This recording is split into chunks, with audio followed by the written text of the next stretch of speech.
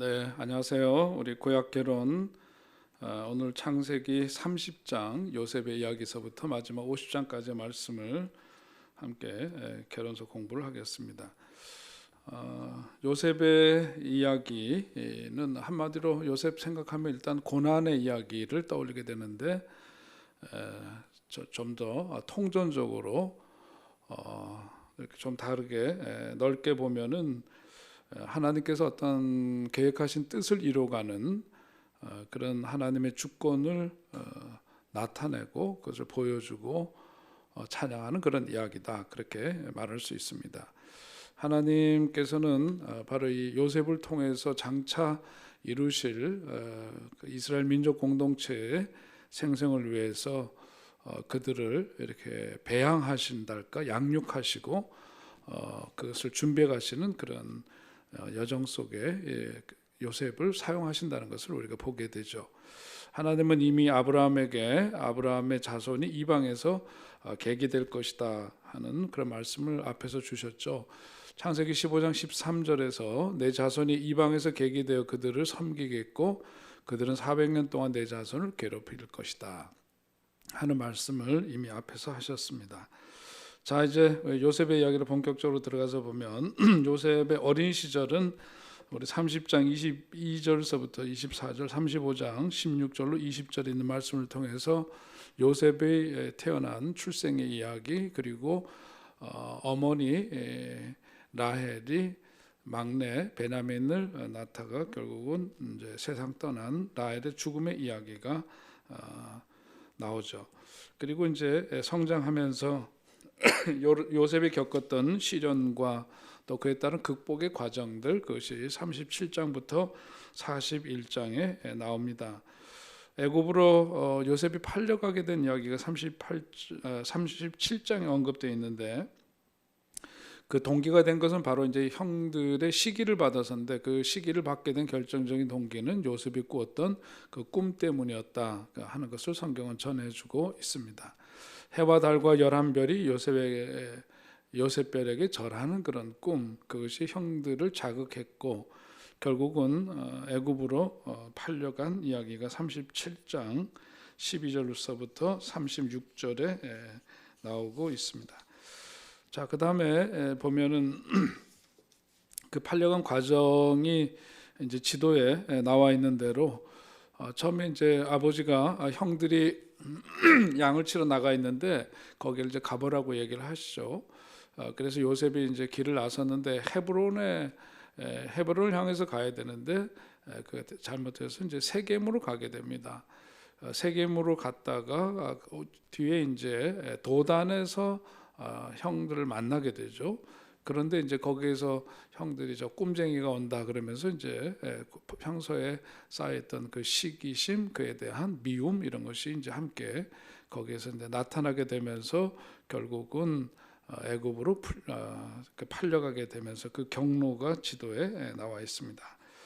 자, 그런 가운데서 이제 창세기 38장에서는 요셉의 이야기가 거기서 잠깐 중단이 되고 야곱 가족의 어떤 타락한 모습을 보여주는데, 대표적으로 유다와 다말의 이야기입니다. 38장에 보면 유다가 처음으로 등장하는 38장에는 유다가 사실은 넷째 아들이면서도 장자의 어떤 역할을 나중에 이제 하게 되지만, 거기에 보면은 그럼에도 불구하고 유다가 가졌던 인간적인 약점과 죄악상이 그대로 꾸밈없이 드러나고 있는 것을 보여줍니다. 그 이야기의 전말은 그런 거죠.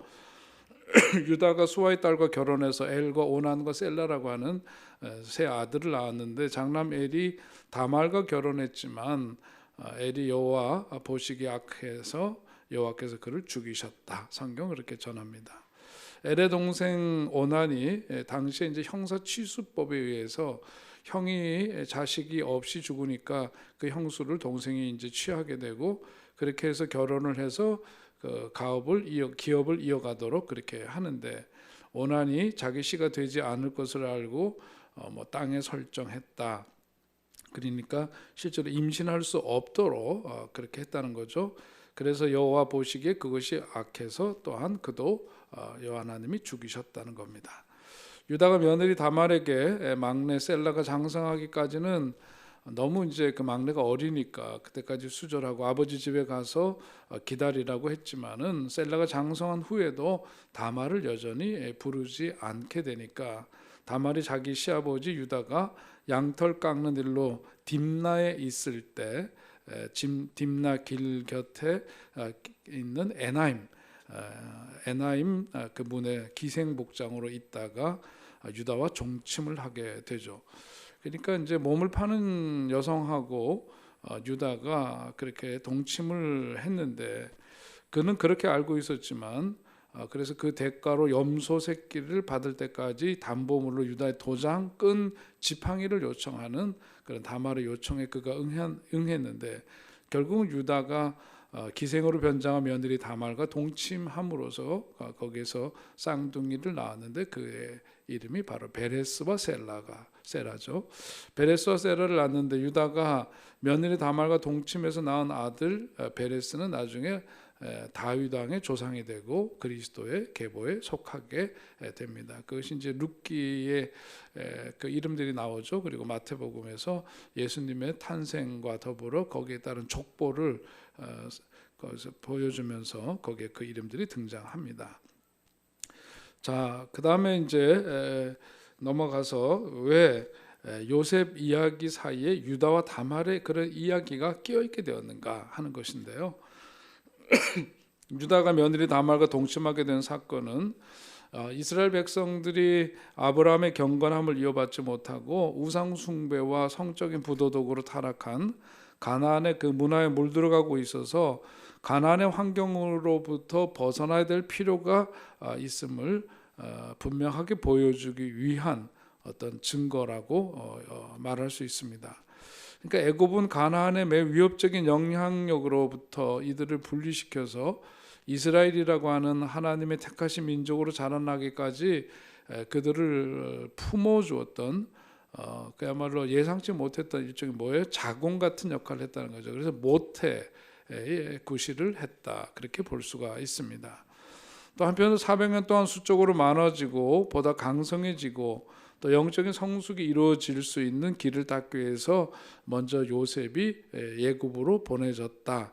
이제 하나님 나중에 이제 거시적인 시각에서 보니까 이런 모든 것에는 하나님의 어떤 그런 계획하심이 있었다는 것을 우리는 확인할 수가 있습니다. 자, 그다음에 이제 39장서부터 41장에 보면 요셉의 시련과 극복 과정이 나오죠. 요셉이 보디발의 가정 총무가 되지만은 보디발의 아내가 그를 성폭행하려고 했다는 누명을 씌워서 감옥에 갇히게 됩니다. 감옥에 갇혔지만 결국 옥중에 있는 죄수와 그 재반 사무를 맡게 되고 꿈을 해석하는 사람이 되는 이야기 40장까지 그 이야기가 거기에 실려 있습니다. 요셉은 그 감옥 안에서 그랬죠. 자신도 죄수의 신분이지만 다른 사람의 얼굴빛을 살필 줄 아는 그런 사람이었다는 것을 알 수 있습니다. 그 감옥에 있는 사람들 중에서 애구방에 술 맡은 자와 떡 굽는 자들이 있었는데 그들의 그 모습을 보면서 그것을 살피고 이해할 수 있는 그런 사람이었다. 그런 얘기죠. 아침에 요셉이 들어가 보니까 그들의 근심의 빛이 있는지라 그러면서 요셉이 그러니까 이제 물어보게 되고 그러면서 이야기가 전개되면서 결국 그들을 돕게 됩니다. 41장서부터 41장 1절서부터 36절에 보면 요셉이 바로의 꿈을 해석하는 이야기가 거기 나오죠. 요셉은 바로에게 앞으로 일어나게 될 7년간의 풍년, 7년간의 흉년에 대해서 알려주고 7년간의 그 풍년 이후에 7년간의 기근이 올 것이 있기 때문에 지혜로운 일꾼을 내세워서 애굽에 다가올 어려움을 극복하라고 그런 조언을 합니다. 그때 당시에는 무슨 어떤 그 농사를 지을 수 있는 특별히 그 좋은 기술이라든지 또 뭐 농작물을 잘 키우도록 하기 위한 비료 같은 게 있었던 게 아니기 때문에 자연재해에 대해서 굉장히 민감할 수밖에 없었고 절대적인 그 자연의 영향력 속에서 농사를 짓게 되는데 당시에 그 곡식은 건조시켜서 저장할 수 있었기 때문에 채소라든지 유제품이라든지 고기보다 저장성이 곡식이 좋았고 돈으로 사용되기도 했습니다. 자, 그때 당시 상황은 그런 거고요. 그러면서 이제 이런 그 꿈풀이라든지 신임을 받고 신뢰를 받는 이런 그 요셉의 그 행적 속에서 드디어 41장 37절에서부터 57절에 보니까 그가 이제 애굽의 총리가 되는 이야기가 거기에 나옵니다. 요셉이 결국 그 제국의 총리가 되었는데 그 억울한 감옥살이 그리고 그 이전에 겪어야만 했던 일들, 미움들 이런 것 속에서 애굽의 총리가 됩니다. 그러니까 요셉이 그동안 겪었던 일련의 그 모든 과정을 한번 우리가 다시금 재해석해 보면 그것이 그에게 있어서는 당시로는 견디기 어려운 참 어려운 고난의 시간이었지만 그것이 일종의 그 자신을 더욱더 크게 쓰시기 위한 일련의 하나님의 예비된 과정이었고 그것을 일컬어서 우리는 고난이라는 이름의 학교였다라고 볼 수 있습니다. 자, 요셉이 애굽에서 내려간 것이 17살이었는데 11년 동안 보디발의 집에서 종살이를 했고 감옥에서 2년 동안 지냈고 보디발 가정에서는 가정 총무가 되어 실물 경제를 교육을 그가 받을 수 있는 기회가 그 고난의 여정 속에서 있었던 거죠. 또 그 감옥에 있으면서 그 왕궁의 죄수들을 통해서 정치와 행정 교육에 대한 이해와 교육을 받을 수 있었다는 것.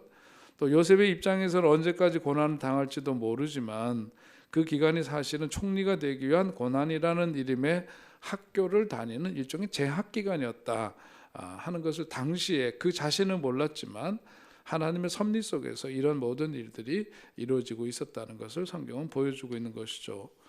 자, 요셉이 졸업한 학교는 그런 점에서 고난이라는 이름의 학교라고 말할 수 있습니다. 자, 이런 과정들을 통해서 요셉은 그 고난을 잘 견뎌냈는데 그 이유는 다른 것이 아니라 하나님께서 그에게 보여주셨던 그 꿈을 붙잡고 있었기 때문이었다. 그렇게 우리는 분명히 이해할 수 있습니다.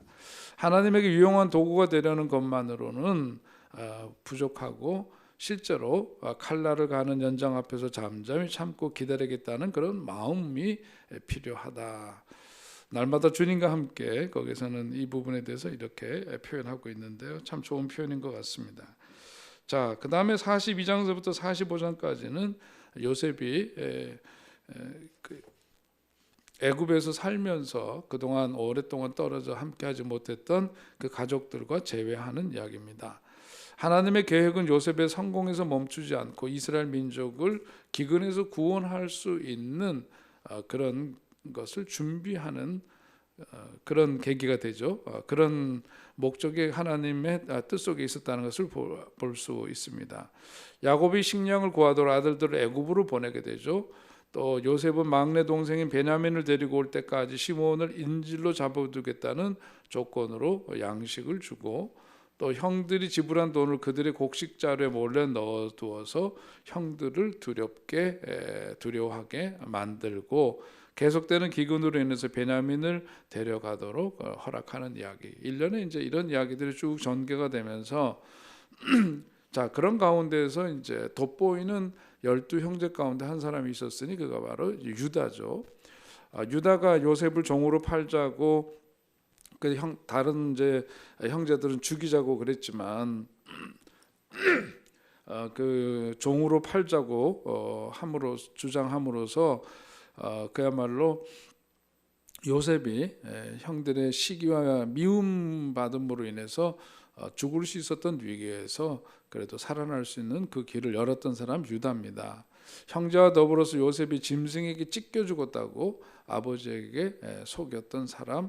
그런데 이런 모든 어려운 상황에서 오늘 지금 이제 아까 말씀드린 그 대목에 이르러서 형제들이 요셉이 이제 총리가 되어서 그런 그 제안을 할 때 그 베냐민을 인질로 하려고 하는 그런 상황에 대해서 책임을 지려고 결단하는 그런 모습, 책임지는 그 결단이 결국은 그 사람의 인격이고 다른 사람들의 존경을 받게 됨으로써 나중에 이제 이스라엘 민족으로 그 12지파가 형성이 되고 거기에서 가장 이제 장자로서의 어떤 권한을 행사하면서 그 믿음의 유업을 이어가는 것이 바로 유다 지파가 되는 그런 근간이 바로 이제 이런 데서 찾을 수가 있습니다. 거기에 따른 이제 성경 구절들을 참고하시면서 자, 그다음에 이제 나타나게 되는 것이 창세기 43장에 보면 야곱의 변화된 모습을 보게 되는데, 야곱도 그 베냐민을 데려오라고 이제 하니까 베냐민을 잃게 되면 잃으리라 하는 그렇게 말을 하면서 그 가장 아끼고 남은 자식들 가운데서 애정을 쏟았던 베냐민을 에 대한 그 자식 사랑을 내려놓게 되는 모습을 보게 됩니다. 그것이 이제 13절 43장에 13절 14절에 있는데, 자, 그런 가운데에서 이제 요셉이 형들을 위한 성대한 장치를 베풀고 형들의 자루에 돈뿐만 아니라 자신의 은컵을 넣어 형들을 추격하고 그 대가로 베냐민을 종으로 삼겠다고 하면서 이어진 이야기 앞에서 말씀드린 대로 그렇게 되면서 유다가 그 가운데서 행했던 그런 돋보이는 행적을 보게 되죠. 자, 유다와 베냐민과의 그런 관계를 그 이후에 쭉 전개되는 역사 속에서도 한번 살펴보면, 넷째 형이었던 유다 그리고 막내인 베냐민을 위해서 자기 자신이 대신 희생하겠다고 나서는 그 유다의 모습을 보게 되는데, 이 다윗이 바로 유다 지파에 속해 있었고 다윗과 참으로 큰 깊은 그런 우정 관계를 가졌던 요나단은 바로 베냐민 지파에 속하는 인물이었습니다.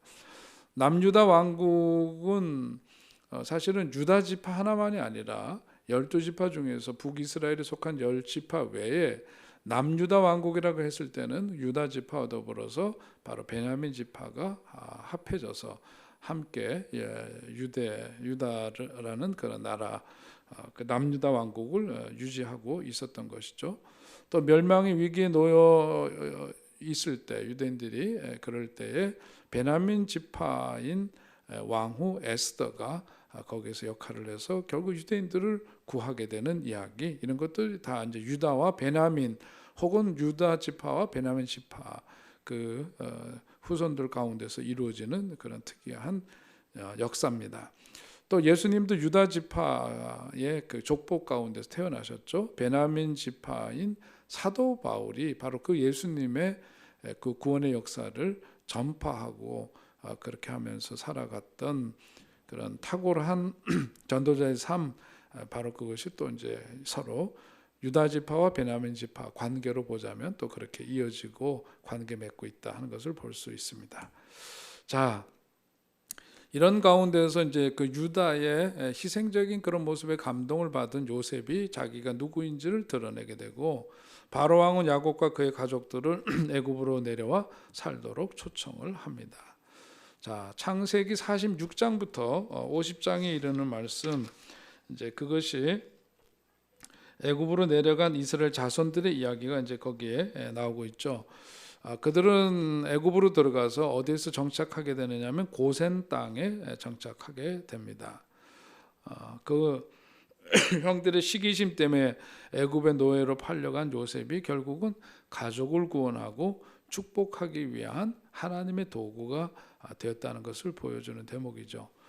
자, 그 다음에 말씀을 보면 이제 애굽으로 내려갈까 말까 하는 그런 것보다 왜 내려가느냐, 왜 안 내려가느냐 하는 것이 더 중요한 문제인데, 자, 야곱은 이제 그때 당시로 보자면 70명의 가족들과 함께 바로 고센 땅으로 이주했다고 성경 기록하고 있습니다.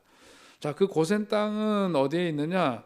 애굽 이집트의 람셋 지역에 있는 땅이 바로 이제 고센 땅인데, 거기에 창세기 45장 10절에 보면 아버지 아들들과 아버지의 손자들과 아버지 양과 소와 모든 소유가 고센 땅에 머물며 나와 가깝게 하소서. 요셉이 이제 바로의 허락을 받고 그 가족들을 거기에 정착시키는 이야기가 나옵니다.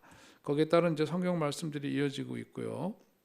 이것이 바로 아브라함의 씨가 모든 민족을 위한 축복의 도구가 될 것이라고 하신 그런 언약을 따라서 요셉은 애굽 사람들에게 필요한 모든 식량을 보관하고 공급해 주는 일을 거기서 하게 됩니다. 자, 47장 27절로 49장 28절 넘어가면 아들들을 축복하는 야곱의 모습을 볼 수 있죠. 특별히 요셉의 경우에는 자기를 대신해서 두 아들 에브라임과 므낫세를 먼저 축복하도록 그렇게 합니다. 그런데 이제 그 야곱이 축복을 하면서 보니까 장자 므낫세보다도 에브라임을 먼저 축복을 하죠. 오른손을 거기에 안수하면서 그렇게 축복하는 내용이 나옵니다. 요셉을 제외 나머지 11명의 아들들과 그 아들의 자손들을 축복하는 이야기가 창세기 49장 1절서부터 28절까지 쭉 이어지는데, 거기에 보면 유다에 대한 축복이 가장 어떻게 보면 신학적으로 중요한 의미를 갖고 있다고 할 수 있는데, 그 이유는 유다 지파를 통해서 장래에 왕이 나올 것을 언급하고 있기 때문입니다. 그 왕이 가장 먼저 출현한 것이 누구냐면 바로 다윗이죠. 룻게 나오는 그 말씀 속에서 그 보아스와 룻이 결혼하고 또 그 이제 자손 가운데 다윗이 나오고 그 왕조를 잇게 될 후손들이 되면서 최종적으로는 왕 대신 누구? 예수 그리스도가 바로 그 가문 가운데서 태어나게 된다 하는 겁니다. 자, 야곱과 요셉이 이제 죽음을 결국 맞이하게 되는 이야기가 이제 창세기 49장 29절서부터 마지막 50장까지 이어지죠. 야곱은 죽으면서 자신을 막벨라굴에 묻어달라고 그렇게 요청을 합니다. 그리고 그 장례 절차가 50장 1절부터 3절에 나오는데, 야곱을 향품으로 처리하는 데만 40일이 걸렸다. 그러니까 애굽 사람들은 70일 동안 야곱을 위해서 곡을 하면서 일종의 그게 야곱의 죽음 자체를 한 나라의 국장에 해당되는 그런 의식을 치르면서 그를 장례했다고 전해주고 있습니다. 히브리인들이 애굽에서 영원히 머물러 살 사람들이 아니라 이런 일련의 장례 예식을 통해서 언젠가는 이들이 여기에서 영원히 정착이 아니라 다시 가나안 땅으로 돌아갈 사람들이라 하는 것을 각인시켜 주기 위해서 그랬다는 거죠. 야곱의 장례 절차는 그런 점에서 보자면 출애굽의 예행 연습이었다, 그렇게 볼 수 있습니다. 자, 그 다음에 요셉과 그 아들들은 야곱을 가나안에 장사 지냈다. 이제 바로 마지막 부분에서 그 이야기가 나오죠. 야곱의 시신을 막벨라굴에 장사 지내는 것은 출애굽의 예행 연습이었고, 그 형들이 요셉의 보복을 이후에 두려워하는데, 요셉은 지금까지 있었던 일들은 인간적인 어떤 사악한 의도가 개입되어 있었던 것은 분명하지만은, 그럼에도 불구하고 모두 누가 행하신 일이냐? 여호와 하나님께서 행하신 일이다. 그분의 계획 속에, 섭리 속에 이루어진 일이었다는 것을 형제들에게 상기시켜주고 있습니다. 자, 그리고 이제 결국은 요셉도 죽습니다. 때가 되어 요셉도 죽는데, 야곱처럼 가나안에 묻히기를 원했지만 하나님의 그런 선하신 계획에 따라서 이스라엘 백성들이 애굽을 떠나서 약속의 땅으로 들어갈 때까지 400여 년이라는 그 시간이 필요했는데, 그때까지 기다려야만 했다. 50장 22절부터 26절에 보면 그 내용이 나오고 있습니다. 그렇게 요셉이 죽으면서 출애굽할 때 자신의 해골을 막벨라굴에 장사 지내달라고 한 것은 바로 그런 출애굽의 비전이 되었다는 것을 보여주죠. 자, 그러니까 하나님의 그 때가 차야만 이런 일이 이루어지기 때문에 그 사이의 기간은 어떻게 해야 될까요? 기다려야만 한다는 것을 보여줍니다. 자, 이제 마지막 끝부분에서 창세기 출애굽기 연결고리라는 주제가 있는데요. 거기에 보면, 자, 창세기와 출애굽기는 자신의 유고를 헤브론에 묻어달라는 요셉의 유언, 그것은 하나님의 약속이 아직 현재 진행형이라고 하는 사실을 우리에게 보여주는 바로 그런 표현이죠. 자, 그래서 창세기 15장 12절서부터 26절에도 있는 그 말씀, 그 하나님께서 약속하신 말씀을 거기에 한번 보시면은, 하나님이 약속하신 그 내용, 여러분 성경 그 본문 읽어보시면 좋을 것 같고요. 자, 그 다음에 이스라엘 백성들이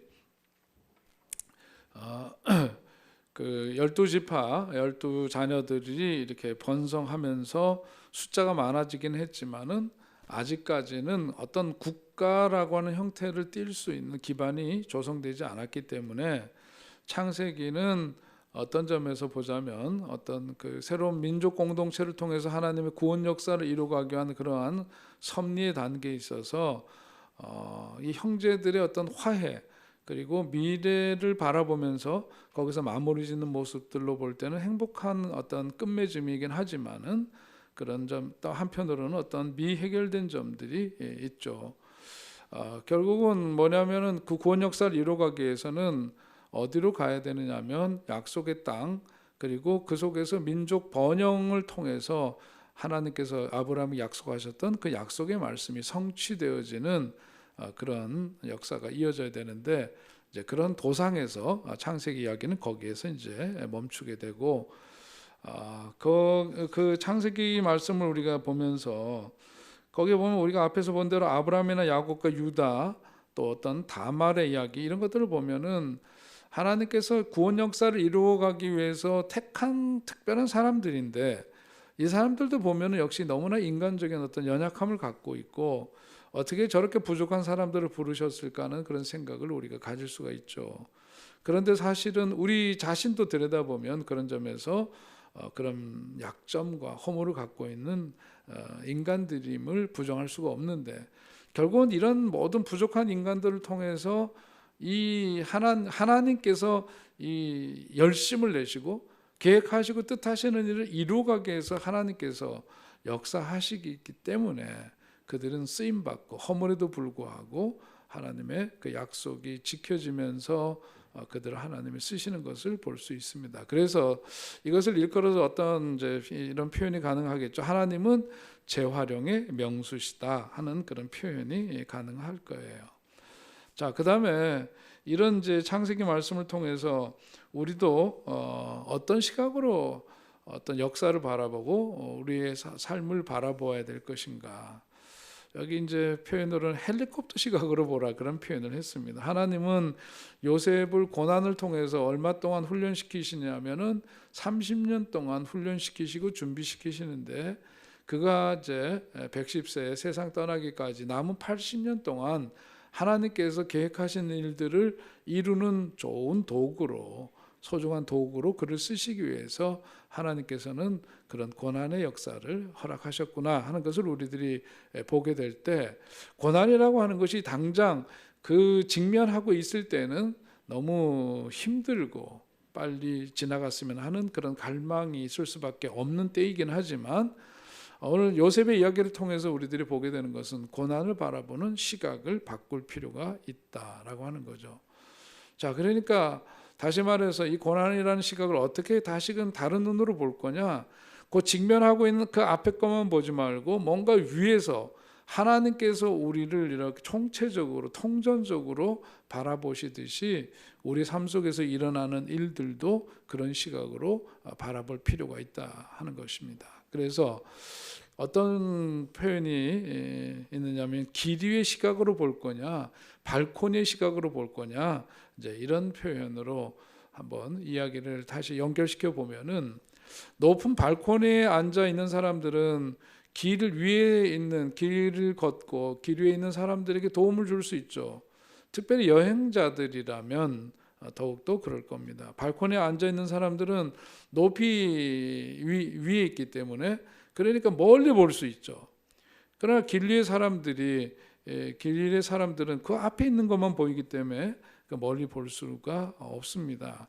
길 위의 사람들은 길 위의 사람들이 어떤 그 다음 모퉁이까지만 볼 수 있을 때 발코니에 앉아 있는 사람들은 그 길이 어디로 연결되고 어디를 향하고 있는지 무엇을 비껴가야 하는지를 다 볼 수가 있죠. 그래서 우리도 어떤 그 삶을 대할 때 이런 어떤 그 길 위의 시각이 아니라 발코니의 시각으로 그것을 볼 필요가 있고 특별히 신학자들은 과거의 여행자들의 어떤 축적된 지혜를 지금 필요한 사람들에게 전해주는 역할을 할 필요가 있다.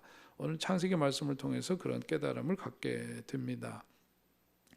신학자들은 고난을 다른 관점에서 볼 수 있도록 특별히 도와주는데, 중세의 위대한 저술가였던 살리스버리의 요한이라고 하는 신학자는 이런 표현을 했어요. 거인의 어깨에 앉아있는 난쟁이와 유사하다, 그런 표현을 했습니다. 신학자들은 그런 점에서 더 많이, 더 멀리 볼 수 있고, 그러나 그들이 위대해서가 아니라 바로 그들을 무등 태우고 어깨 위에 태우고 있는 거인의 키가 컸기 때문에 그렇다. 그러니까 발코니에 걸터 앉은 것은 세대를 거쳐서 새로울 것이 없는 문제들과 씨름해온 수많은 기독교 사상가들의 어깨에 앉아 있는 것과 같다, 그렇게 볼 수가 있습니다. 자, 헬리콥터 뷰라고 하는 것은 그런 점에서 보면 1년을 우리가 돌아보면 별로 바뀐 것 같지가 않은데, 그러나 5년, 10년을 이렇게 돌아보면 그 속에서 어떤 그 큰 변화가 있었고 성장이 있었다는 것을 보게 되죠. 길 옆에서 보는 시각이 아니라 헬리콥터를 타고 높은 곳에서 자기의 인생을 통전적으로 바라보는 그런 시각이 필요합니다. 그것이 이제 발코니 시각이라든지 헬리콥터 뷰라든지 이런 것이 다 이제 거의 그런 점에서는 같은 표현일 수 있는데, 우리도 삶을 대하면서 눈앞에 있는 것만 보지 않고 좀 더 이렇게 높은 곳에서 멀리 바라볼 수 있는 그런 시각이 우리들에게 요청됩니다. 자, 그런 점에서 이제 오늘 창세기 다 이제 마치고요. 여러분 아마 그 교재 마지막에 이제 창세기 전체 그 피시본해서 물고기 그 지도 여러분 다 보실 그 자료에 있으실 텐데, 거기에 있는 걸 보면서 한번 좀 종합적으로 한번 정리를 하시고, 개론서기 때문에 이건 다른 것보다도 무엇보다 이것을 전체 구조를, 그리고 전체 이야기의 흐름을 우리가 머릿속에 잘 간직하는 것이 필요하고, 그런 이해 속에서 성경을 무엇으로 이야기로 누군가에게 들려주고 그럴 수 있어야 되겠다. 개론 시간은 전체적인 것을, 그 프레임을 우리 마음속에 또 생각 속에 담아두는 작업이라고 했기 때문에 여러분 요거 피시본 꼭 한번 보시면서 마지막 정리를 꼭 하시면 좋겠습니다. 자, 이제 다시 출애굽으로 넘어갑니다. 창세기 이어서 출애굽으로 넘어가는데 서론입니다. 자, 서론은 누가 언제 어디서 무엇을 어떻게 왜 그것에 대한 기본적인 한번 짚고 넘어가죠. 자, 모세 오경이라고 하는 창세기, 출애굽기, 레위기, 민수기, 신명기는 모세가 기록한 것이다. 그렇게 해서 모세 오경의 저자는 바로 모세라고 이야기를 합니다. 근데 그것이 진짜 모세냐 이런 부분에 대해서는 우리 첫 시간에 그 창세기 기자가 누구인가 하는 부분에 대한 얘기를 하면서 언급했기 때문에 또 다른 이야기는 드리지 않겠고요. 아무튼 출애굽기의 기자는 서로 그 모세다. 자, 그럼 언제 기록되느냐? 다루는 그 연대를 보니까 다루는 연대는 주전 1875년부터 1445년 그때로 이제 보죠. 야곱이 애굽으로 내려간 때, 그게 이제 1875년 주전입니다. BC. 그때서부터 출애굽해서 성막을 세울 때까지, 그때까지를 주전 1445년, 그러니까 한 430년간의 기록을 다루고 있는 것인데, 자, 그 출애굽의 연대는 그러면 구체적으로 언제냐? 주전 1446년으로 봅니다. 1446년.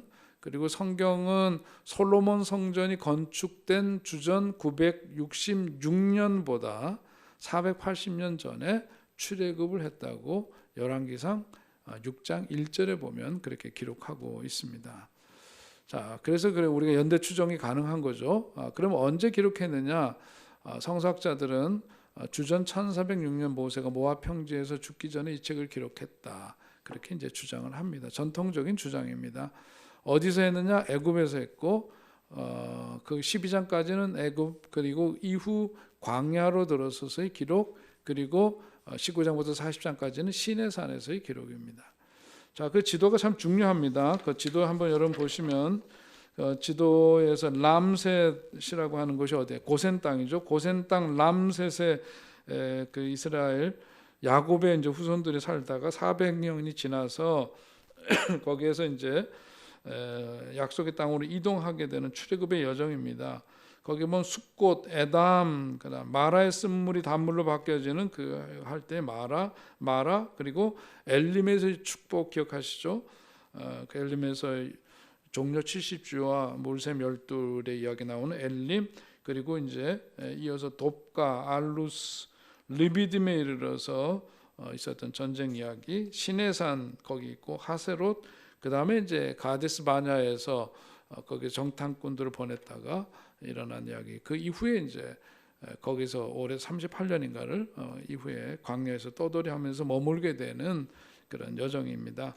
자, 이 출애굽기 지리적인 배경과 그것을 여러분 머릿속에 한번 두시면 좋겠습니다. 그래서 시나이 반도 거기에 이제 쭉 그 남쪽으로 내려와서 거기 이제 지중해 페르시아만 있는 그쪽에 이제 시내산이 있잖아요. 거기에서 했다가 다시 올라가서 약속의 땅, 그 모압 평야 있는 데로 올라가게 되는 이제 그런 여정입니다. 자, 이 주제는 여기서 이제 그 출애굽기 주제는 뭐 가장 중요한 것은 뭐예요? 바로 구속이죠. 구속한다, 구원한다는 거예요. 이스라엘 백성들을 구원하는데 그 구속 사건, 그것이 가장 중요한 주제인데 그것이 바로 이제 유월절 사건을 통해서 그것을 보여줍니다. 어린 양의 피 흘림을 통해서 이스라엘의 초태생들이 생명을 보존하고 문설제 피를 바르지 않은 애굽의 장자들이 그날 밤 모두 다 죽임을 당하는 그런 이야기. 자, 구속과 더불어 구원 다 같은 이야기죠. 출애굽 사건은 구약의 나머지 역사의 뼈대를 제공한 하나님의 위대한 구원 역사의 예다. 이스라엘은 언제나 애굽 땅 종되었던 곳에서 구원하신 하나님을 기억하며 기도하고 그들의 어떤 그 민족 형성의 첫 출발은 바로 그런 구원 역사를 통해서 있게 되었다는 것을 지금도 그들은 기억하고 고백하고 그럽니다. 자, 그 다음에 세 번째 중요한 주제는 뭐냐면 언약입니다. 언약은 뭐예요? 하나님과의 약속이죠. 성막의 양식이라든지 제사장 제도라든지 율법, 희생 제사 제도 이런 것들이 포함된 시내산 언약, 그것이 이제 19장부터 20장에 나오는 말씀인데 그 시내산 언약 이게 굉장히 중요한 의미를 갖고 있죠. 이스라엘의 이후 역사를 이해하는 데 있어서 기초가 되는 부분이 바로 여기에 있습니다. 십계명을 핵심으로 한 시내산 언약의 내용이 향후 이스라엘 역사에 있어서 근간이 돼요. 그래서 그 십계명에 기초해서 거기에 이제 따른 여러 이제 법령들, 규례들이 거기 정해지고 그 국가의 형태를 띠면서 그것을 유지시켜 나가는 가장 근간이 되는 뿌리가 되는 바로 그런 것이 그 언약에서부터 비롯된 겁니다.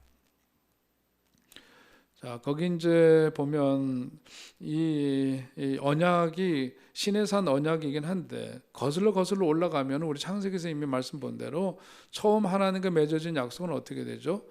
아브라함과 하나님과의 관계 속에서 그 언약이 이루어지는데 처음에 이제 12장에 등장할 때는 하나님께서 아브라함을 가나안으로 불러들이시고 주신 말씀이면서 거기에서 주신 말씀이 뭐예요? 너를 축복하는 자에게는 내가 복을 내리고 너를 저주하는 자에는 내가 저주하리니 땅의 모든 족속이 너로 말미암아 복을 얻을 것이다. 그렇게 말씀하셨습니다. 약속입니다. 그리고 이제 모리아산의 그 제단에 이삭을 제물로 드리고 나서 하나님께서 아브라함에게 다시금 또 주신 말씀이 있죠. 그 약속이 창세기 22장에서 우리가 함께 본 대로 거기에 또 내 씨로 말미암아 천하 만민이 복을 받으리니 이는 내가 나의 말을 준행하였음이니라 하셨다 하니라. 내 씨는 가까이는 이삭을 여기서 가리키는 건데, 자 그런 이제 약속이 있었던 거고, 그 다음에 이제 세 번째로 보면 여호와의 사자들이 오르락 내리락 하면서 베델의 그 사닥다리 위에서 하나님께서 야곱에게 주신 그런 약속의 말씀이 있습니다. 창세기 28장에 나오는 말씀, 우리가 잘 아는 말씀이죠.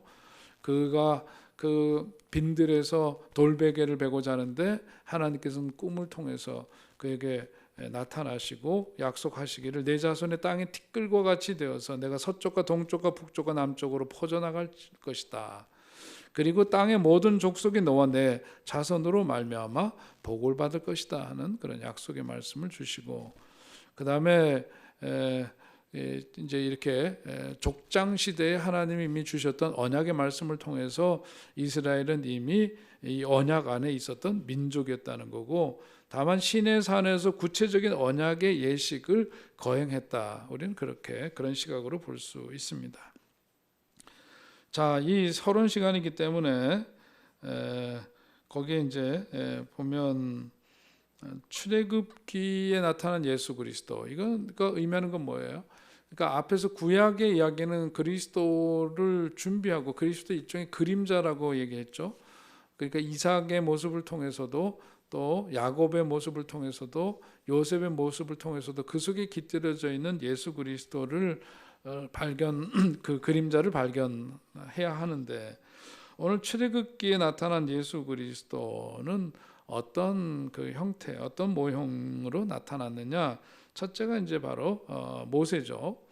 모세는 그리스도와 더불어서 모세는 둘 다 선지자요, 제사장이요, 왕이었다.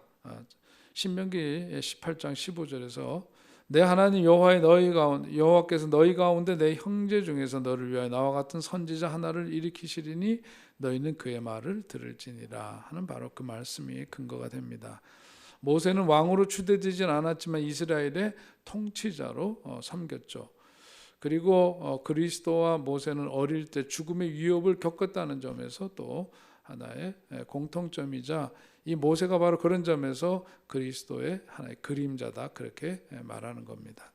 세 번째는 그리스도와 모세는 자발적으로 권력과 부를 거절했다는 점에서 유사점이 있으면서 동시에 그 모세는 장차 오실 메시아 예수님에 대한 그런 모형이었다, 그렇게 말할 수 있는 것이죠. 네 번째입니다. 그리스도와 모세는 구원자다 하는 점에서 또 모세는 예수님의 그림자라고 말할 수 있습니다. 출애굽기 3장 9절로 10절, 또 요한복음 3장 16절에 있는 말씀에서 확인해 보면, 모세는 애굽 땅 종되어 있던 이스라엘을 출애굽시킨 구원자. 그래서 출애굽기 3장 9절로 10절에서 이제 가라, 이스라엘 자손이 부르짖음이 내게 달하고 애굽 사람이 그들을 괴롭히는 학대도 내게 보았으니 이제 내가 너를 바로에게 보내어 너에게 내 백성 이스라엘 자손을 애굽에서 인도하여 내게 하리라. 이런 이제 구원자로서 행하게 되는 모습. 그리고 예수님은 하나님이 세상을 이처럼 사랑하사 독생자를 주셨으니 이는 그를 믿는 자마다 멸망치 않고 영생을 얻게 하려 하심이라. 죄의 종로로 타던 우리 인간을 뭐하기 위해서, 구원하시기 위해서 오신 분. 그런 점에서 바로 이제 모세는 예수 그리스도의 하나의 그림자고 모형이다, 그렇게 말할 수 있고요. 그 다음에 다섯 번째입니다. 그리스도와 모세는 어떤 점에서 또 법 수요자다. 법 수요자다. 모세는 하나님께로부터 뭘 받아요? 율법을 받죠. 율법을 전해받아 백성들에게 그 율법을 그들에게 반포한 장본인 바로 모세죠. 예수님께서는 새 계명을 너에게 주노니 서로 사랑하라. 내가 너희를 사랑한 것 같이 너희도 서로 사랑하라 하면서 그들에게 그 사랑의 법들을 그들에게, 백성들에게 선포하시고 그런 삶을 살아가도록 했습니다. 그리스도와 모세는 또 같은 점이 뭐냐? 중보자라는 점에서 같다. 그리고 모세는 그런 점에서 중보자 대신 예수님의 모형이다, 그렇게 말할 수 있죠. 자, 그 다음에 이제 중요한 것이 유월절입니다. 예수님은 유월절 어린 양으로 죽임을 당하셨고, 예수님 안에서 내가 피를 볼 때 너희를 넘어가리니 라고 하는 그 말씀이, 출애굽기 그 말씀이 실제로 성취된 것이라고 볼 수 있습니다. 유월절 어린 양은 예수 그리스도를 상징하는데, 신약에서 예수 그리스도의 마지막 저녁 식사가 유월절 식사인 것은 바로 그런 점에서 결코 우연이라고 할 수 없다는 거죠. 자, 그러면 유월절 어린 양과 예수 그리스도 사이를 그 도표를 통해서 한번 비교해 보시면, 자, 그 표에 나와 있는 대로 한번 아주 간략하게 요약이 잘 되어 있는데요. 유월절 어린 양 그 제물은 반드시 뭐여야 되냐면 양이어야 한다. 염소여야 한다. 양은 반드시 흠없고 점없는 것이어야 했고, 양은 바쳐질 때 생명이 있어서 최상의 것이어야 했고, 어린 양의 피는 이스라엘 사람들이 생명을 얻도록 뿌려져야 했는데, 예수 그리스도 자신이 바로 어린 양이셨다. 그리고 그 그리스도는 흠없고 점없는 어린 양, 죄 없으신 분이었다 그거죠. 그리고 그리스도는 죽으실 때 성인으로서 최상의 전성기였다. 그러니까 최고의 양, 흠없고 그야말로 어떤 그 티 없는 그런 것을 그 희생 제물로 바쳤던 것처럼 예수 그리스도께서 우리를 위해서 대속의 죽음을 죽으시는 그 희생이 되셨을 때 그 인생에 있어서 예수님은 사실은 최상의 어떤 전성기, 그때의 당신의 생명을 우리를 위해서 주셨다. 그런 점에서의 유사점입니다. 그리고 그리스도의 피는 세상이 생명을 얻도록 뿌려져야만 했다. 요한복음 3장 16절 말씀이 바로 그것을 우리에게 들려주고 있는 말씀이죠. 자, 그 다음입니다. 출애굽으로 가면 출애굽에서 예수 그리스도와 함께 죽고 예수 그리스도와 함께 사는 세례를 출애굽은 상징한다. 그래서 우리가 세례를 받음으로 인해서 그 전에 살았던 삶에서부터 일종의 출애굽이 뭐예요? 탈출기죠. 그러니까 출애굽을 함으로써 새로운 그 약속의 땅으로 들어가듯이 예수님과 합한 의식으로서의 그 세례를 통해서 우리는 이제 출애굽하는 그런 인생에 있어서 그런 점에서의 동일함이 있습니다. 자, 그 다음에 만나와 생수, 이것이 또 중요한 주제죠. 광야에서 이스라엘이 먹고 마신 만나와 생수는 바로 예수님을 나타내고 있습니다. 먹이가 되시고 목마름을 해결해 주시는 분, 예수님. 성막, 하나님을 만나서 교제하고 인간의 죄를 사하는 희생제사를 올려드리는 바로 성막이 예수 그리스도의 구속의 모형이다. 그렇게 말할 수 있습니다. 대제사장입니다. 예수님은 우리의 큰 대제사장이 되신다. 그거는 이제 히브리서에 나와 있는 말씀 그대로죠. 우리에게 큰 대제사장이 계시니 승차하시니 곧 하나님의 아들 예수시라. 우리가 믿는 도리를 굳게 잡을지어다 하는 말씀.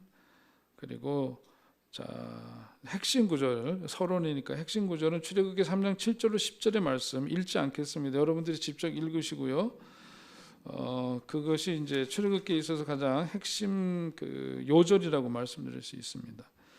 이스라엘 백성을 애굽 땅 종되었던 곳에서 구원해 내셨다라고 하는 거고, 그 다음에 출애굽기 19장 4절로 6절에 있는 말씀, 제사장 나라가 되게 하고 예배자가 되게 하고 중보자가 되게 하셨다 하는 바로 그 말씀, 그것이 관계되는 말씀이 요절의 말씀입니다.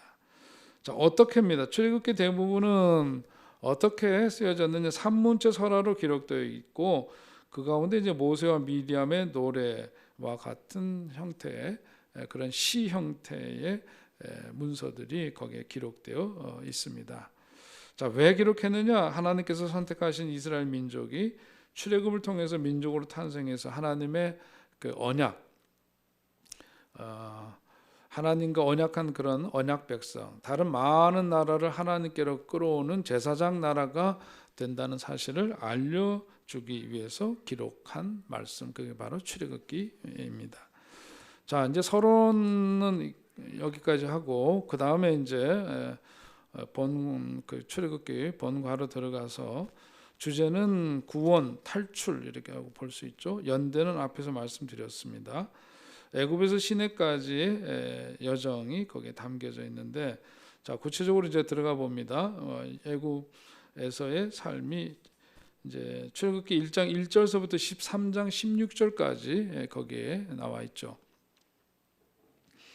자, 애굽에서의 종살이 1장의 내용입니다. 출애굽기 1장은 요셉이 죽고 모세가 태어나기까지 280년이라는 세월을 거치면서 이스라엘이 어떻게 이방에서 객이되어 있는지를 자세히 설명해 주고 있고, 애굽에 내려간 야곱과 그의 가족 70명이 세월이 흐르는 동안 300만 명 정도의 큰 민족을 이루었다는 거고, 그런데 아직 국가의 형태를 가질 수 있는 그런 기반은 조성되어 있지 않았겠고, 자기 땅도 없었기 때문에 다른 나라에서 세대로 사는 것과 다를 바 없는 그런 형편이었다는 거죠.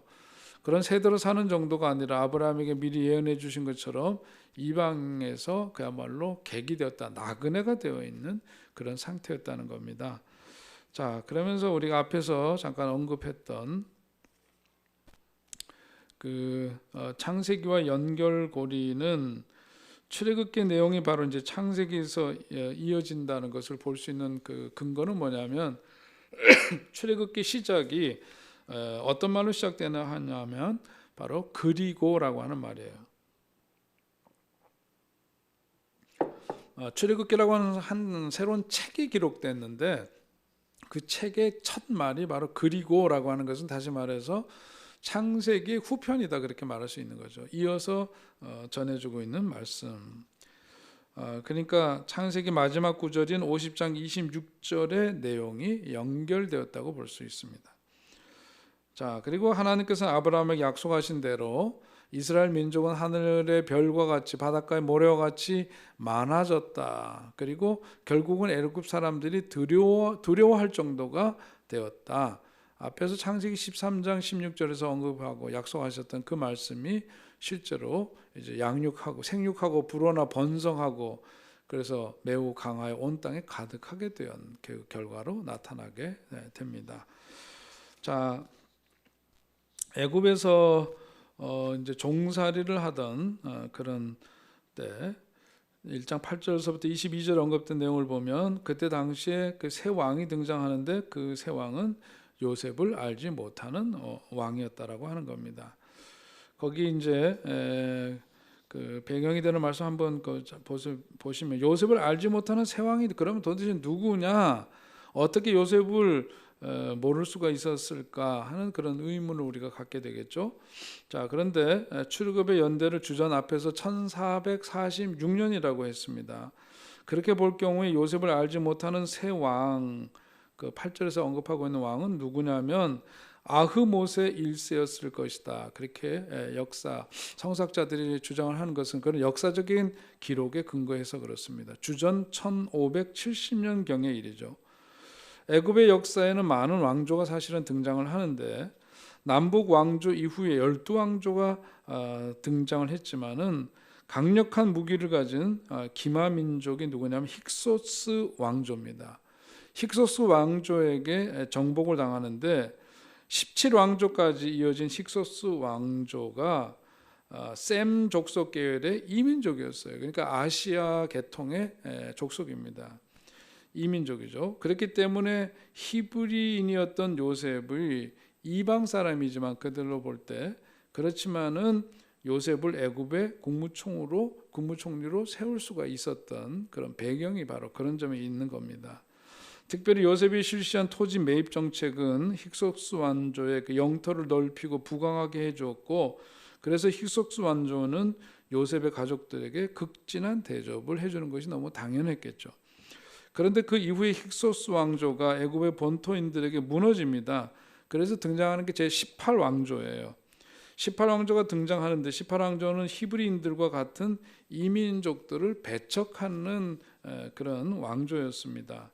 그래서 18왕조를 세운 제1대왕이 누구냐면 아흐모세인데, 힉소스 왕조의 마지막 시대에 한 지방의 장관에 불과했지만 실력을 키워서 다른 지방들을 그 장관들과 힘을 모아가지고 힉소스 왕조를 무너뜨리고 새 왕조를 수립하게 된 거죠. 소위 말해서 본토인들이 정권을 잡게 된 겁니다.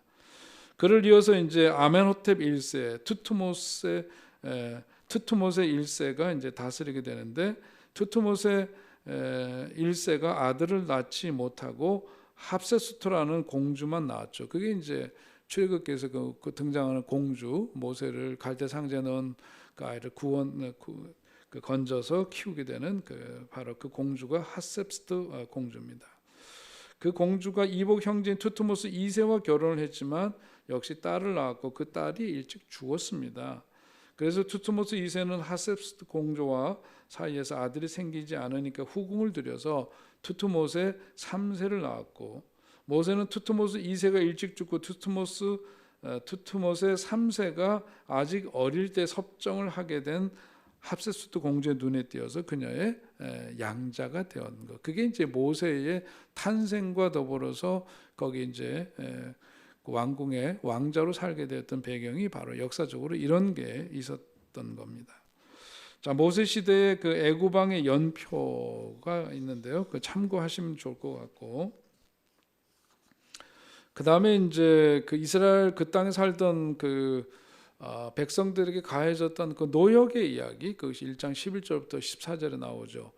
국고성 비돔과 람셋을 건축하게 했는데 그들을 학대함에도 불구하고 이스라엘 백성들은 그 수가 더해갔다, 번성했고, 그래서 흙 이기기, 벽돌 굽기, 농사 여러 가지 일들을 아주 엄하게 그들에게 시켰습니다. 그래서 그 노동의 강도가 날로 가중되는, 도저히 더 이상 견딜 수 없는 상황으로 몰고 가게 된 거고, 그런 상황 속에서 산파들을 통해서 이스라엘 백성들의 그 수가 늘어난 것을 막기 위해서 남자 사내 아이들이 태어나면 다 죽이는 그런 그야말로 반인륜적인 그런 일들이 일어나게 되죠. 그런데 이제 그 산파 가운데서 시브라와 부하에 대한 이야기가 나오는데, 이 히브리 여인을 위해서 해산을 도울 때 그 자리를 살펴서 아들이거든 죽이고 딸이거든 살려두라 하는 그런 명령이 있었지만은 시브라와 부하는 하나님을 두려워하는 사람이었다는 거죠. 그래서 애굽 왕의 명령을 어기고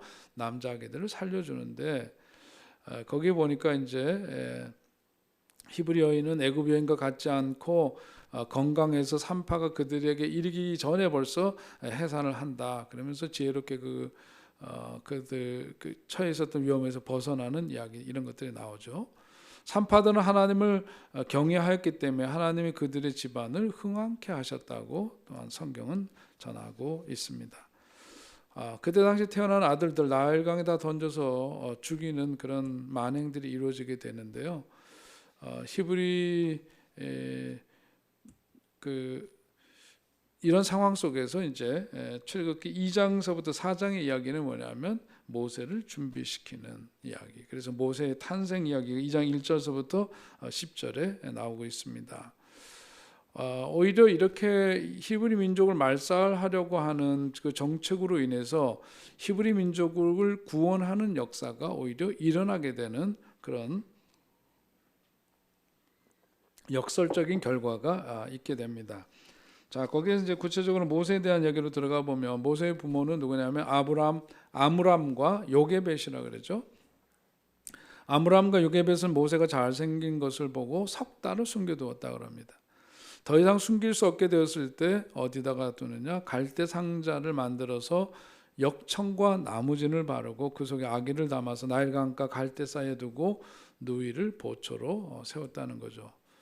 그래서 모세라는 그 이름 자체가 물에서 건져내었다는 그런 뜻인데, 여기에서 이제 말하는 갈대 상자라고 하는 것은 갈대 상자라고 번역하고 있지만 그 히브리어로 보자면은 여기서 쓰인 단어 상자라고 번역된 이 단어가 창세기 6장 14절에 보면 노아의 방주라고 아크라는 그 방주를 가리킬 때 쓰는 히브리어와 동일한 언어입니다. 한쪽에서는 방주고 한쪽에서는 상자라 그랬지만 같은 의미예요. 그러니까 이 상자도 결국은 뭐냐면 노아의 방주가 사람들 구원하는 그런 도구로 쓰임 받은 것처럼 이 상자도 물에 빠져서 죽게 될 생명을 구원하는 그런 방편이 되었다라고 설명할 수 있겠죠. 자, 오늘 이제 이런 그 모세 탄생과 관련해서 혹독한 그 사내 아이들이 죽임당하는 현장 속에서도 이렇게 그가 구원되는 과정을 통해서 더 이상 어떤 인간의 방법이 작동될 수 없는 상황 속에 있을 때 하나님의 손에 맡겨지고, 그래서 거기서 구원의 역사가 일어나게 되는 것을 보여줍니다. 거기에 등장하는 아까 앞에서 말씀드린 합세스트 공주였을 것이라고, 이거는 이제 그 성경에 그 이름이 기록되어 있지 않기 때문에 정확히 말씀드릴 수는 없지만, 아까 말씀드린 그 애굽의 역사를 힉소스 왕조 그 역사와 더불어서 시점을 맞춰 보면은 핫셉스도 공주였을 거라고 우리는 짐작할 수 있습니다. 자, 누이가 바로의 딸에게 가서 히브리 여인 중에서 유물을 불러다가 야 이게 젖을 먹이게 하리까 그렇게 물었고, 그 결과 모세의 친모가 모세를 데려다가 공주를 위해서 젖을 먹이면서 그것도 돈을 받으면서 젖을 먹이는 신기한 이야기. 그리고 그가 자라서 바로의 딸에게로 데려가서 공주의 아들이 되었다 하는 거죠. 자, 모세는 그 다음에 전형적인 이제 그 왕궁에서 자라면서 애굽식의 교육과 또 그 생모인 요게벳을 통해서 자라면서 유대식 양육을 동시에 받으면서 균형 있게 자랐습니다. 모세는 지배를 받는 하층민에서부터 지배를 하는 왕족에 이르기까지 한 민족을 이끄는 지도자들이 갖춰야 될 그런 것들을 위해서 그런 경험들을 두루 하게 되고 최종적인 목표를 향해서 착실히 준비를 하는 그런 인생으로 자라가고 있었다. 그것을 보여주죠. 모세는 바로의 궁전에서 애굽 최고의 쪽집게 어쩌면 과외를 받은 것처럼 권력에 대해서, 지식에 대해서, 재물에 대해서 이것을 다루는 어떤 방법을 어려서부터 전수받고 교육받았을 것이라고 쉽게 우리는 짐작할 수 있습니다. 자, 그 다음에 이제 2장 11절서부터 22절에 보면 그가 이제 뜻하지 않게 모세가 실수를 하죠. 그거는 모세가 장성한 다음에 자기 형제들에게 그 애굽 사람들이 모질게 하니까 그 애굽 사람을 쳐 죽이는 그런 일을 벌이게 되는데, 모세에게 있어서도 어떤 그 보완되지 않으면 안 되는 부분이 있었다는 것을 보여주죠. 자, 그래서 결국은 뭐 다툼이 일어났는데 두 히브리 사람이 서로 싸우는 것을 보고 잘못한 사람에게 어떻게 동포끼리 그러냐 그랬더니 거기에서 네가 우리들의 재판관이라도 되는 거냐 그리고 하면서 같은 동족이라고 여겼던 히브리 사람이 그렇게 하니까 모세가 자기가 행한 일이 탄로 날 것을 두려워해서 결국은 미디안 땅으로 도망을 갑니다. 미디안은 뭐냐면 시내산, 아까 그 지도 보셨을 때 뾰족이 나와서 그 행로가 나오죠. 거기에서 보았을 때 시내 반도의 그 동편 쪽에 있는 곳이 바로 미디안 광야입니다. 여러분 그 지도에서 보시면 거기 그 있죠. 우측 동편에 있는 미디안 땅 그쪽으로 이제 멀리 몸을 피해서 도망을 갑니다. 모세가 이스라엘 민족의 지도자가 되기 위해서는 미디안 광야에서 겸손해지는 법을 배워야만 했고 40년 동안 방황하게 될 광야에서의 삶을 미리 어쩌면 선행 학습을 시키시는 하나님의 손길이 거기에 있었다. 그렇게 우리가 볼 수 있겠습니다. 자, 모세가 결혼을 하게 되는 이야기 2장 16절서부터 22절에 나옵니다. 거기에 보면 미디안 제사장 루엘 혹은 이드로라고도 하죠. 거기에 딸이 7이 있었는데 그들이 우물에 와서 물을 길어서 구유에 채우고 양떼에게 먹이려고 할 때 목자들이 와서 그들을 쫓아내었는데 모세가 일어나서 그들을 도와 그 양떼에게 물을 먹였다 하는 이야기죠. 루엘이 모세를 청해서 음식을 대접하고 모세가 루엘과 동거하기를 기뻐하니까 루엘이 이드로가 그의 딸 가운데 십보라를 모세에게 아내로 주고 모세가 그 아들을 낳고 거기에서 첫 아들을 낳은 다음에 지은 이름이 바로 게르솜, 내가 타국에서 나그네가 되었다는 그런 뜻을 지닌 이름을 붙이면서 모세가 그 당시에 자기가 어떤 상황 속에 있었는지 아들의 이름을 통해서 우리는 헤아려 볼 수가 있습니다. 자, 오늘 시간이 되어서 여기까지 계속되는 이스라엘의 고난 이야기서부터 우리 다음 주에 다시 그 이야기 공부하도록 하겠습니다. 자, 수고하셨습니다. 기도하겠습니다. 하나님, 이번 한 주간 동안도 하나님의 힘 주심과 함께 하심 속에 열심히 살게 하시고 금요일 저녁입니다. 또 한 주간 일터에서 고단한 몸으로 돌아왔지만 또 하나님 말씀 귀 기울이고 이 개론서 시간을 통해서 우리가 이미 알고 있는 말씀이기도 하려니와 그러나 그 속에 숨겨진 하나님의 그 구원의 그 섭리를 마음속에 다시금 새기고 마음속에 또한 성경 말씀을 깊이 우리들이 새기는 시간 되도록 인도해 주신 것 감사합니다. 하나님, 우리들 이 말씀을 대할 때마다 우리들의 성경에 대한 그 지식이 더해갈 뿐만 아니라 말씀을 통해서 우리들 삶이 더욱더 지혜롭게 하시고 하나님의 그 크신 섭리와 경륜을 우리들 말씀을 통해서 다시금 확인하면서 내 삶 속에서도 이루어지지 않으면 안 되는 그런 출애굽의 역사가 있다면 하나님 펼치시는 그 역사 속에 우리도 당당히 쓰임받는 종 되게 하시고 그런 출애굽의 역사가 내 삶 속에서도 이루어지게 하여 주시옵소서. 이 저녁에도 우리들에게 함께해 주신 주님 감사드립니다. 늘 믿음으로 살고 주님 안에서 평화롭고 그야말로 주님 주시는 힘을 얻어서 승리하는 삶을 사는 우리들 되게 하여 주시옵소서. 예수님의 이름으로 기도하옵나이다. 아멘. 감사합니다. 수고하셨습니다.